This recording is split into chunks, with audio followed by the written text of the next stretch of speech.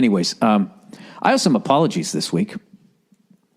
I owe an apology to Meryl Streep, evidently, according to Twitter, according to one person. Somebody had a hissy fit on the fucking Twitter telling me that I am a typical, what did he say, postmodern cynic, where I just criticize and I offer no solutions, which is hilarious to me. It's like, okay, so in your world, Meryl Streep and myself should be coming up with problem-solving things. Anyone say, I just tweeted the guy back. I was like, I just thought I was a comedian making fun of shit. I didn't know I was a postmodern cynic. Yeah. Some people, the level of credit that they give people who don't even watch the news is just fucking beyond me. I had to go to summer school every year of high school, except sophomore year, because my teacher hooked me up with a D-. And my senior year, I just didn't give a fuck and didn't go. You know, what are you going to do? I'm done. It's over. I'm a loser. All right? I am on my way to Applebee's to wash dishes. Thank you very much. But evidently, I guess I have to apologize to Meryl Streep, you know, because I guess I preach also on my podcast, which is the same as hijacking an award show, right? Did Meryl Streep once say, hey, I'm a fucking moron, what do I know? I don't think she did. All right, I owe some apologies this week. I owe an apology to the fucking Atlanta Falcons. You know? I thought those were going to be the dirty, filthy, stinking, disease-carrying birds that were going to win that game. I said last week, and I kind of quote, you know who got off easy this weekend? The New England Patriots and the Seattle Seahawks.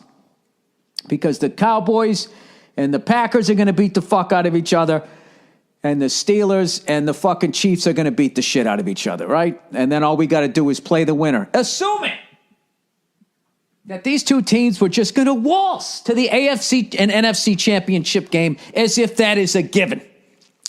Well, let's start with the Atlanta Falcons. I picked the wrong Dirty Birds. Very impressive win. And I know Seattle fans are going to be like, we had some major injuries, which they did coming into the game, and then they lost another guy. I understand that, okay? I totally understand that, Seattle fans. You're 100% right. Christ, I can hear you crying from here. Your stadium is so loud. Oh, my God, those Seattle, they're so fucking loud. I'm so sick of ESPN fucking, like, just ignoring that entire fact. They just don't. Do you know what it is? You know what it is? They have the ability to separate themselves from the truth. That's what I really respect from ESPN, is they can just separate themselves from the truth and just go for the fucking money. They don't give a shit about what's right, or none of them give a fuck. They're just saying shit to say shit, so idiots like me get upset and yell at their fucking TV and keep watching. And then what do? They get some more haberdashery, right? They get a bigger fucking, whatever the fuck it is they're after over there, a new tie tack. I don't know. I don't know what motivates people that want to sit around in suits talking about sports. Why do they wear suits, by the way? Can anybody explain that to me? Why are they all sitting there like they're on Meet the Press when they're talking? I don't fucking understand it, you know? And it's contagious. Standing in a fucking suit, talking about sports is so fucking contagious. Ben Roethlisberger, Big Ben, I ain't wearing no fucking helmet when I ride a motorcycle, showed up, dressed to the fucking night. He looked like $1 million from the fucking neck down. His suit was fucking sharp. He had a pocket square, the tie, the shirt, the whole fucking thing. He was killing it. Okay? OJ would have got off this a second time if he wore that fucking suit he had on Sunday. However, from the neck up, you just look at him going like, this guy crushes a 12-pack while eating all right of French fries. I know he does. Okay? Why? You know what he looked like? He looked like a guy, he looked like a convicted drunk driver trying to get his license back. Now, you promised me you're not going to do this again. Yes, Your Honor. Absolutely. I've seen the error of my ways. You know, still all puffy. I'm fucking with you. I love Ben Roethlisberger, but seeing him in a suit, you know, he was all grown up. I'm proud of him. So my apologies to the Atlanta Falcons, and I'm not going to know anybody's fucking names. Okay, I don't know anybody's names. I know Julio Jones, and I know Sherman. You know, who Julio Jones made him look. I would never say regular because Sherman is the shit. He made him look a little bit. And I've never seen him do that because that guy still shuts down his part of the fucking field. All right? And he made him look this guy's pretty good. He's got some pretty good footwork there. And also I thought when Cam Chancellor came up, he usually just fucking lays the fucking lumber. Julio Jones dropped his shoulder, absorbed the shit, and dare I say, I'm not going to say he put Cam on his back, but it was not an issue that Cam hit him, and that really surprised me. And I don't know any of the fucking names. I'll say Atlanta's fucking running back, whatever the fuck his name is.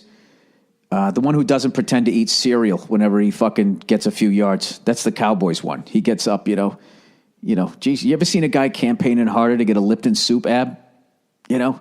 Is that guy who used to be on the Giants and then did the show at that little cutie pie in the morning and then for some reason left that show to be one of 19 with the guy who used to run fucking Clinton's campaign?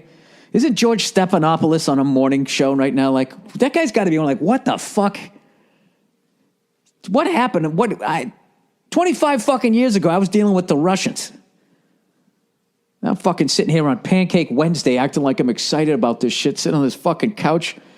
You know what the worst parts of those shows are? Is the way they decorate the coffee table. I can't imagine trudging in there every fucking day to do that show. Like, what fucking monkey suit are they putting you in today? The girls have to have their sassy, I'm a morning person outfits, The guys have to have that, I'd show up and, I'd turn the whole fucking paycheck over to you. Wouldn't pull some Angela's Ashes shit to you and go to the pub instead. They got to have that fucking look. You know what I mean? Why did Strahan leave that show? With that little cutie pie. What the fuck is her name? I saw her once in real life. She's fucking smoking hot. Right? And it was just the two of them. They had a great time, right? She'd come out on his shoulder like a parakeet.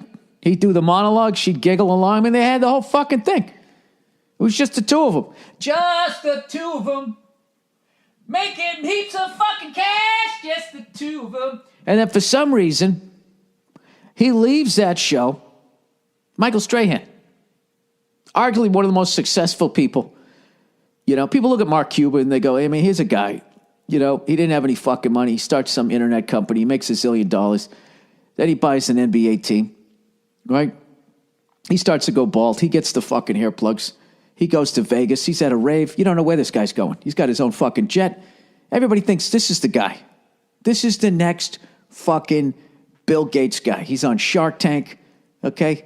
He's having people coming in who can barely afford the gas in their lawnmower, and he's listening to their ideas and then owning them and then taking them and not giving in. You know what guys like that do. Right? I don't know why I'm picking on this guy. He's just funny to me. Right? I didn't know where I'm going with this.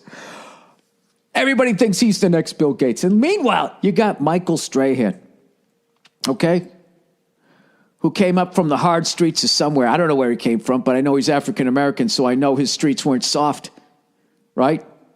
When was the last time you saw an African-American make it? And they said that he did not come from hard streets, that he came from soft streets. You never see that. You do not. There are no soft streets on that side of the fucking fence. So he came from the hard streets. Where are we going to put that guy? He doesn't seem like a New York guy. He seems like a Pennsylvania dude. I don't know where the fuck he came. The hard streets of Harrisburg, Pennsylvania, Allentown. I don't know where the fuck he came from. Whatever. He fucking makes it, okay? He becomes a fucking superstar, right? He deals with Tiki Barber and whatever the fuck he was trying to do, throwing the ball all over the carpet, retires early. They get him out of the way, goes into the Super Bowl. No, whoa, back up. Fucking gets the sack record, right?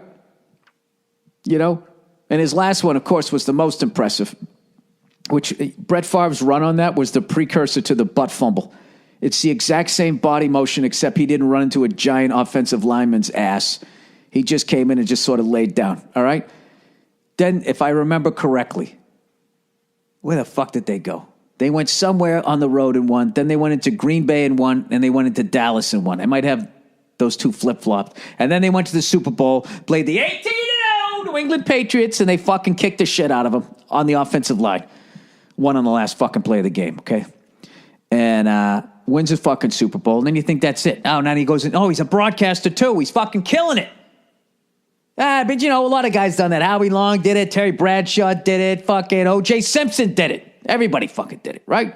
That's just what you do. If you can actually fucking talk about the game and you can put on a goddamn suit, then he does the unprecedented. Okay? A visionary move that not even Mark Cuban could come up with. He decides that, you know what? I am the next logical choice to take over for fucking Regis Philbin. Right? I did a whole bit about Arnold Schwarzenegger one time, about all of his accomplishments. I would put Strahan right there. Okay? And then what does he do? He gets, everything's going great. For whatever fucking reason, he decides to join the Partridge Family on some other fucking morning show. It's going to be the same shit. Standing around watching somebody cook something, right? Talking about how some fucking person just had their 105th birthday. Why would you want to be over there with all of those fucking asshats? All of those different personalities. Someone's going to be a cunt, right? You could have just stayed at your other show. Have you ever heard somebody waste more time talking about something that nobody gives a fuck about in your life? I don't know what the hell that was. That was 10 minutes on Michael Strahan. All right, probably like 6, but it felt like 50. So my apology to the Dirty Birds down in Atlanta. I apologize for disrespecting your team. I didn't realize how good you guys were. I wrote you guys off again at the beginning of the game when I heard you had you scored the most points, but were the worst in the league in the red zone. I'm like, well, the game's over.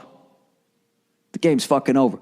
So you run up a bunch of points during the regular season against 90% of the teams that are not going to make the playoffs. So that's out the window. And then meanwhile, you couldn't stop 100% of these cunts in the red zone. Right there, that's a formula for disaster. And what did they do? They went out. They beat Seattle so bad, there wasn't 1 point during that game. I think on the first drive, I saw Pete Carroll one time went, woo! And that was it. That was it. Oh, man.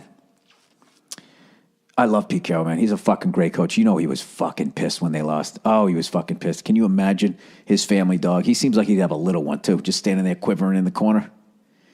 Pete walking around with his ridiculously white, brand new socks, walking across his carpeted floor. That's what he seems like to me, right? Has on his fucking Docker PJs. That dog just got a little too close. I don't understand why we didn't shut him down, defense. And fucking thing goes flying into the fireplace. Anyways, he's probably a cat person. Who knows?